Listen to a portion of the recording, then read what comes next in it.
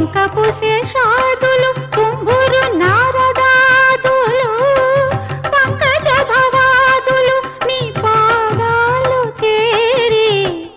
అంకెలనున్నారు లేచి అలమేలు మంగను అంకెలనున్నారు లేచి అలమేలు మంగను వెంకటేశుడా వెంకటేశుడా రెప్పలు ఇచ్చి చూచి లేవయ్యా విన్నపాలు